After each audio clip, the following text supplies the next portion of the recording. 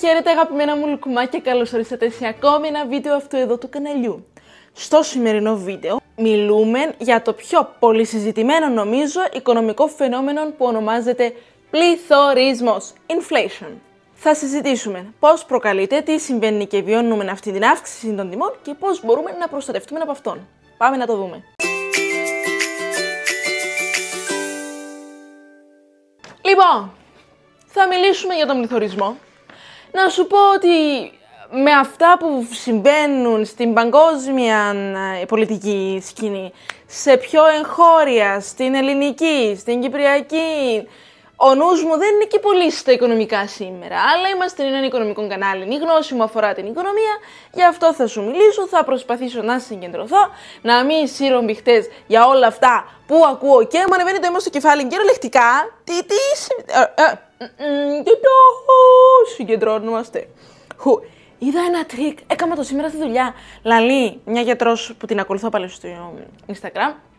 Όταν θέλεις, ασχέτω με τα οικονομικά, όταν θέλεις να συγκεντρωθείς, βάζεις τα χέρια στο ύψος του κεφαλιού, ξεκουράζει αρχικά τον αυχήναν από τον υπολογιστή και κοιτάς γρήγορα πάνω κάτω τα δάχτυλα σου με τα μάτια 10 φορές και έτσι εκρίνεται ντοπαμίνη. Κάτι εκρίνεται και συγκεντρώνεσαι. Πάμε να δούμε να δουλεύει. 1. Μάλιστα, πλέον συγκεντρωμένη, ανανεωμένη με ντοπαμίνη, πάω να σου μιλήσω για το νομισματικό φαινόμενο του πληθωρισμού. Ο πληθωρισμός ορίζεται ως η αύξηση του γενικού επίπεδου των τιμών των αγαθών και υπηρεσιών σε μια οικονομία. Καλημέρα. Ωραία. Τι συμβαίνει? Ουσιαστικά οι τιμές μπορεί να αυξάνονται για διάφορους λόγους. Είτε αυξάνεται η ζήτηση ενός προϊόντος, δηλαδή υπάρχουν 10 πορτοκάλια, τα θέλουμε 10 άτομα που δίνουμε από 10 ευρώ, είναι στα 10 ευρώ η τιμή τους. Μετά έρχονται ακόμη 10 που θέλουν αυτά τα πορτοκάλια, γινόμαστε 20 και εκείνοι είναι διατεθειμένοι να δώσουν 20 ευρώ για τα πορτοκάλια. Τότε τα πορτοκάλια θα πάνε στην τιμή των 20 ευρώ. Και ούτω καθεξής. Όταν υπάρχει συγκεκριμένη ποσότητα ενός αγαθού και αυξηθεί η ζήτηση, η τιμή του αυξάνεται. Αντίστοιχα, όταν υπάρχει συγκεκριμένη ζήτηση για έναν αγαθό, συγκεκριμένη ποσότητα και για κάποιους λόγους μειωθεί η ποσότητα του αγαθού, τότε πάλι η τιμή μπορεί να αυξηθεί. Αν για παράδειγμα υπάρχουν τα 10 πορτοκάλια, οι 10 που θέλουμε να τα αγοράσουμε στην τιμή των 10 ευρώ και συμβαίνει ένα καιρικό φαινόμενο, καταστρέφονται τα 5 και μένουμε με 5 πορτοκάλια, τότε είμαστε διατεθειμένοι η μισή από τους 10 να δώσουμε 15 ευρώ για να αγοράσουμε αυτά τα πορτοκάλια και ανεβαίνει η τιμή των πορτοκαλιών.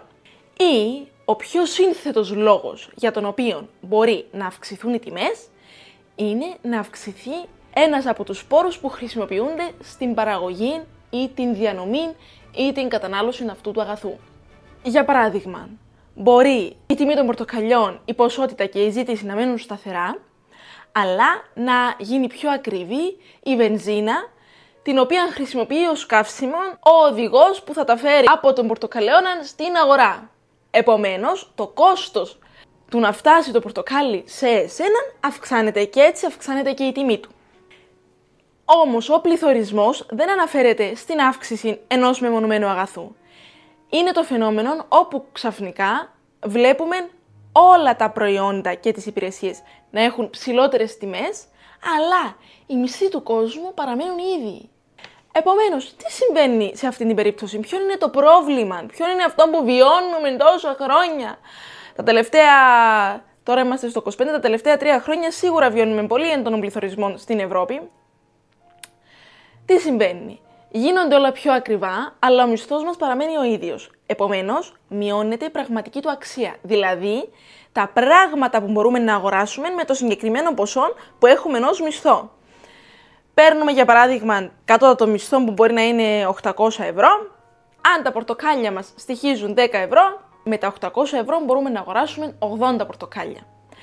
Αν αυξηθεί η τιμή των πορτοκαλιών σε 20, αλλά ο μισθός μας παραμείνει στα 800, τότε μπορούμε να αγοράσουμε μόνο 40 πορτοκάλια, χωρίς να αλλάξει κάτι στις ώρες που δουλεύουμε, στην ένταση της εργασίας μας, σε τίποτε όσον έχει να κάνει με εμάς, αλλά με το γύρω-γύρω περιβάλλον, αλλάζει η ποιότητα ζωής που μπορούμε να έχουμε, τα προϊόντα που μπορούμε να αγοράσουμε. Αυτό είναι το κύριο πρόβλημα που αντιμετωπίζουν οι πολίτες σε περίοδο πληθωρισμού και ανάλογα με τον λόγο που έχει προκληθεί ο πληθωρισμός, η Κεντρική Τράπεζα είναι υπεύθυνη για να τον αναχαιτήσει. Θα δει τι είναι αυτό που τον προκάλεσε, έτσι ώστε να κάνει στοχευμένες παρεμβάσεις στην οικονομία και να διορθώσει τις τρευλώσεις που έχουν δημιουργηθεί. Ουσιαστικά η Κεντρική Τράπεζα το μόνο εργαλείο που έχει για να αναχαιτήσει τον πληθωρισμό είναι το επιτόκιο, αλλά ανάλογα με την κατάσταση μπορεί να δει τι είναι το καλύτερο να κάνει. Η πιο όχι και τόσο έξυπνη ιδέα, θα πω, κάποιου που δεν έχει και τόσες γνώσεις οικονομικών για να αντιμετωπιστεί ο πληθωρισμός, θα σου πει αφού αυξάνονται οι τιμές, αφού η Κεντρική Τράπεζα τυπώνει χρήμα, ας τυπώσει χρήμα, να δώσει περισσότερο χρήμα στον κόσμο, να αυξηθούν και οι μισθοί και να είμαστε όλοι μια χαρά. Για να αυξηθούν οι τιμές όμως, υπάρχει κάποιος αρχικός λόγος που έχει συμβεί. Και η αύξηση των τιμών, η τιμή κάθε αγαθού, αντανακλά την αξία που του δίνει ο κόσμος σε κάθε χρονική στιγμή. Σε παραπέμπω πάλι στο βίντεο με το τι είναι χρήμα για να καταλάβεις τι είναι ουσιαστικά οι τιμές, τι είναι το χρήμα που έχουμε σήμερα, γιατί έχει αξία. Να ξέρουμε για τι πράγμα μιλούμε. Το χρήμα που χρησιμοποιούμε είναι ένα μέσον. Ένα μέσον που μας βοηθά στην ανταλλαγή αγαθών και υπηρεσιών. Η τιμή του κάθε αγαθού καθορίζεται στην αγορά προϊόντων όταν πάνε οι καταναλωτές που ζητούν προϊόντα, πάνε οι παραγωγοί που προσφέρουν προϊόντα, μεταξύ τους κάνουν συμφωνίες και φτάνουμε σε μια τιμή ισορροπίας. Όταν οι τιμές αυξάνονται, αυτόν κάτι δηλώνει. Κάτι έχει συμβεί, ένας από τους 3 λόγους που αναφέρα στην αρχή, για να αυξηθούν οι τιμές. Άρα, με το απλά να παράξεις περισσότερο, να τυπώσεις περισσότερο χρήμα και να το δώσεις στον κόσμο, δεν αυξάνεται η ποσότητα των πορτοκαλιών που έχεις. Δεν μειώνεται η τιμή της βενζίνας. Η τιμή της βενζίνας που είπαμε πριν μπορεί να αυξήθηκε γιατί γίνεται, για παράδειγμα, ένας πόλεμος φερρυπίν, όπως έχει γίνει τελευταία, και δεν έχουμε πλέον πηγές στο πετρέλαιο. Άρα έχει συμβεί κάτι πραγματικά στα προϊόντα για να αυξηθούν οι τιμές, αν δεν έχει αυξήσει η Κεντρική Τράπεζα το χρήμα. Επομένως, αν αυξήθηκαν οι τιμές για κάποιο λόγο και η Κεντρική Τράπεζα αυξάνει το χρήμα, θα αυξηθούν κι άλλων οι τιμές και η Κεντρική Τράπεζα κι άλλο το χρήμα. Και πάει ένας φαύλος κύκλος που δεν οδηγεί κάπου, γιατί δεν είναι το θέμα πόσα χαρτάκια κρατούμε στην τσέπη μας, αλλά πόσα προϊόντα μπορούμε να αγοράσουμε με αυτά τα χαρτάκια. Επομένως, πώς επιστρέφουμε στην ισορροπία, πώς θα μειωθούν και πάλι οι τιμές. Γενικότερα, πολύ εύκολα οι τιμές αυξάνονται, ενώ πολύ δύσκολα μειώνονται. Άπαξ και αφήσεις τον παραγωγό να αυξήσει την τιμή, δεν τον πείθεις με τίποτε να τη μειώσει. Γιατί λαλή σου, εντάξει. Εγώ τώρα έχω αυτές τις τιμές. Βρήκε τη δικαιολογία να την αυξήσει την τιμή του. Πώς μειώνονται τιμές? Όταν πλέον ο κόσμος σταματά να αγοράζει αυτά τα αγαθά, σταματά να καταναλώνει και ασκούνται πιέσεις προς τους παραγωγούς για μείωση των τιμών. Για να σταματήσει ο κόσμος να καταναλώνει, πρέπει να σταματήσει να έχει τόσο πολύ χρήμα για να αναγκαστεί να μην πληρώνει. Επομένως, η Κεντρική Τράπεζα τι κάνει σε περίοδους που ο πληθωρισμός είναι σε ακραία επίπεδα? Αυξάνει το επιτόκιο, το βασικό. Οι εμπορικές τράπεζες με τη σειρά τους αυξάνουν το δανειστικό επιτόκιο σε όσους δανείζονται. Δεν δανείζεται πολλής κόσμος, δεν κάνει δάνεια καταναλωτικά, στεγαστικά, οτιδήποτε για να δώσει χρήμα στην οικονομία. Είναι πιο συγκρατημένος ο κόσμος, θεωρητικά μειώνει την κατανάλωση του και μειώνονται οι τιμές. Αντίστοιχα, σε περιόδους που η τράπεζα θέλει την ανάπτυξη της οικονομίας, άρα θέλει μια ελαφριά αύξηση των τιμών, αντί ο στόχος της Ευρωπαϊκής Κεντρικής Τράπεζας είναι η διατήρηση του πληθωρισμού στο 2%. Θέλουμε τις τιμές να αυξάνονται με έναν αργό ρυθμό συνέχεια, για να έχει κίνητρο ο κόσμος να ξοδέψει και οι επενδυτές να επενδύσουν. Γιατί? Αν οι τιμές μειώνονται, θα πεις, αφού μειώνονται, εγώ δεν θα αγοράσω το αυτοκίνητο μου σήμερα, θα περιμένω να το αγοράσω αύριο, που θα προσφέρεται σε πιο χαμηλή τιμή. Αύριο θα σκεφτείς το ίδιο για μεθαύριο και πάει λέγοντας, αναβάλεις τις δαπάνες σου για το μέλλον, δεν έρχεται η ώρα που τις κάνεις και η οικονομία ξεκινά να μπαίνει σε ύφεση. Αντίθετα, αν οι τιμές αυξάνονται σιγά σιγά, σου δίνει αυτόν το γεγονός το κίνητρο να αγοράσεις κάτι σήμερα, γιατί αύριο θα είναι πιο ακριβό. Αν ο ρυθμός με τον οποίο οι τιμές αυξάνονται είναι ένας χαμηλός, σταθερός ρυθμός που θα δώσει κίνητρα στους επενδυτές να αγοράσουν, για παράδειγμα, ένα σπίτι σήμερα, γιατί σε 2, 3, 10 χρόνια θα είναι πιο ακριβό και θα θέλω να το πουλήσω. Μια επιχείρηση θέλει να παράξει προϊόντα γιατί στο μέλλον θα είναι πιο ακριβά και θα θέλει να τα πουλήσει, τότε ο πληθωρισμός βοηθά την οικονομία να κινηθεί. Το πρόβλημα έγκυται όταν ο πληθωρισμός ξεπερνά το 2% και φτάνει σε πολύ ψηλά σημεία, έτσι ώστε να χάνει το εισόδημα του κόσμου την αξία του και να προκαλείται τρόμος και πανικός για το τι μπορεί να συμβεί αύριο και για το κατά πόσον θα μπορεί ο κόσμος να ανταπεξέλθει στις ανάγκες του. Επομένως, το επιτόκιο, θυμούμε κάποιος που είχε έρθει στο πανεπιστήμιο, ένας νομίζω πάλι Ολλανδός ήταν της Κεντρικής Τράπεζας της Ολλανδίας, έλεγε ότι παρομοίαζε το επιτόκιο με μια βρύση νερού που τρέχει. Έχουμε μια λεκάνη η οποία μπορεί να απορροφήσει το νερό με αργό ρυθμό και πρέπει να είσαι εσύ πάνω. Η Κεντρική Τράπεζα τι κάνει? Είναι πάνω από τη βρύση και τσούκου τσούκου την ανοίγει, τσούκου τσούκου την κλείνει, έτσι ώστε σε περιόδους που πάει η οικονομία να μειωθεί, να ανοίξει λίγο περισσότερο, να δώσει κίνητρα, να προχωρήσει, να αναπτυχθεί και σε περιόδους που πάει να ξεφύγει και να πάρει την κατραγύλα, να το μειώσει λίγο τσούκου τσούκου, να συγκρατηθεί και να μην ξεφύγουν οι τιμές. Όπως έχουμε όμως όλοι βιώσει τα τελευταία χρόνια, αν ο πληθωρισμός δεν προκαλείται απλά λόγω του ότι η Κεντρική Τράπεζα έκανε κάποιους λάθος χειρισμούς με το χρήμα, τύπωσε περισσότερο, να αύξησε παραπάνω το επιτόκιο, αλλά προκαλείται από εξωγενείς παράγοντες, δηλαδή από έναν πόλεμο, από μείωση των αγαθών, από κάποιον καιρικό φαινόμενο, για κάτι που δεν ορίζεται από την οικονομία και δεν μπορεί να το ελέγξει η Κεντρική Τράπεζα, τότε έχει αυτούς τους μηχανισμούς η Κεντρική Τράπεζα, προσπαθεί να περιορίσει τον πληθωρισμό, αλλά πολλές φορές μπορεί να είναι δύσκολο γιατί δεν ελέγχει αυτή τι θα γίνει στο μέλλον. Επομένως, εμείς πρέπει να είμαστε προετοιμασμένοι και να προφυλάσσουμε τα χρήματά μας από το να χάσουν την αξία τους. Όταν αποταμιεύουμε και έχουμε έναν ποσό να κάθεται στην τράπεζα, κάτω από το κρεβάτι μας, στην τράπεζα, στο σπίτι μας, σε θηρίδες, δεν ξέρω πού τα βάζετε τα χρήματά σας. Αν είναι κάπου που δεν τοκίζονται, ο πληθωρισμός τρώει την αξία τους. Τι εννοούμε όταν λέμε ο πληθωρισμός θα σου φάει τα λεφτά σου? Αν εγώ έχω αποταμιεύσει 100 ευρώ και με αυτά τα 100 ευρώ μπορώ να αγοράσω 10 πορτοκάλια, έχω ουσιαστικά 100 ευρώ με πραγματική αξία 10 πορτοκαλιών. Αν ο πληθωρισμός είναι στο 5% του χρόνου, ο πληθωρισμός μετράται ένα τρίμηνο ή ένα χρόνο, εμείς θα λέμε εδώ για χάρη της συζήτησης ότι αυξάνεται ανά χρόνο. Αν ο πληθωρισμός είναι 5%, εκείνα τα 10 πορτοκάλια θα αξίζουν 105 ευρώ.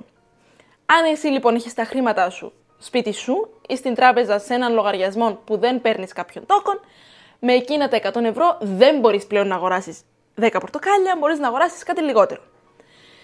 Αν έχεις όμως τα χρήματα σου σε έναν λογαριασμό που σου δίνει επιτόκιο 5%, όσον και ο πληθωρισμός, τότε σε ένα χρόνο θα έχεις ακριβώς την ίδια αξία χρημάτων με την οποία είχες ξεκινήσει πέρσι. Θα μπορείς με τα χρήματα σου, ενώ έχουν αυξηθεί ονομαστικά, από 100 έχουν γίνει 105, εσύ αυτή την περίοδο θα μπορείς πάλι να αγοράσεις απλώς 10 πορτοκάλια. Αν τώρα έχεις βάλει τα χρήματά σου κάπου που τοκίζονται με έναν επιτόκιο 10%, του χρόνου θα έχεις 110 ευρώ. Με τα 105 θα μπορείς να αγοράσεις 10 πορτοκάλια και θα έχεις και 5 ευρώ επιπλέον. Αντίστοιχα μπορείς να τα βάλεις κάπου με 3% όπου δεν θα είναι τα 100, δεν θα είναι τα 105, θα είναι κάπου ενδιάμεσα. Άρα, για να προστατευτούμε από τον πληθωρισμό, πρέπει να βάζουμε τα χρήματά μας σε λογαριασμούς, σε τράπεζες, σε πλατφόρμες, σε ασφαλιστικές εταιρείες, όπου ο καθένας θέλει, ψάξει, δει, διαβάσει και νιώθει ασφάλεια, κάπου που θα σου δίνουν κάποιον τόκον για τα χρήματα που αφήνεις εκεί. Αν ο πληθωρισμός είναι χαμηλότερος από το επιτόκιο που παίρνεις, τότε τα χρήματά σου αυξάνονται. Αν είναι ο ίδιος ρυθμός ανάπτυξης, τότε θα μένουν στο ίδιο.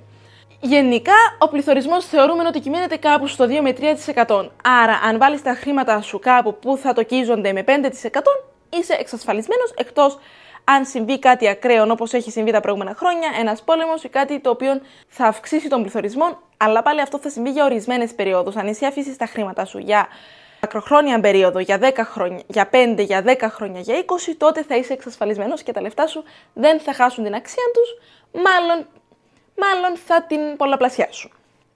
Δεν είμαι επενδυτικός σύμβουλος, πρέπει ο καθένας να κάνει τη δική του έρευνα για να επιλέξει πού να βάλει τα χρήματά του και πού θεωρεί ότι είναι ασφαλισμένα, όσον το δυνατόν γίνεται, γιατί σε περίοδους κρίσεων, πανικού και πολέμων πουθενά δεν είναι ασφαλισμένα, να σας το πω ξεκάθαρα.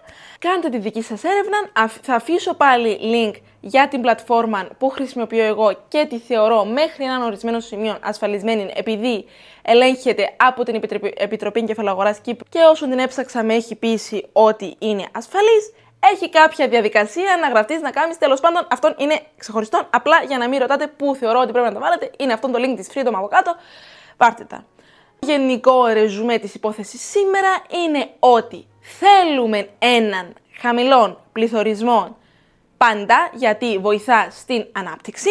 Δεν θέλουμε όμως έναν καλπάζον πληθωρισμό, ο οποίος θα μειώνει την αξία των χρημάτων μας. Αυτά.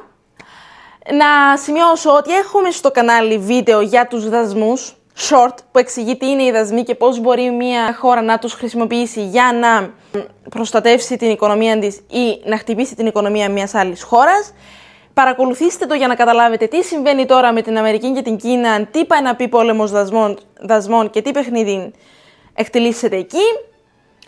Ελπίζω αυτό το βίντεο να σας άρεσε, να σας φάνηκε ενδιαφέρον. Στείλτε το σε κάποιον που μπορεί να το φανεί επίσης ενδιαφέρον, σε κάποιον που νομίζετε ότι ενδιαφέρεται για το τι πάει να πει πληθωρισμός. Γράψτε μου στα σχόλια απορίες, σχόλια, φατσούλες, ό,τι θέλετε. Κάντε like, βοηθάει πάρα πολύ με τον αλγόριθμο να αλληλεπιδράτε με το βίντεο. Κάντε subscribe όσοι δεν έχετε κάνει και τα λέμε την επόμενη εβδομάδα.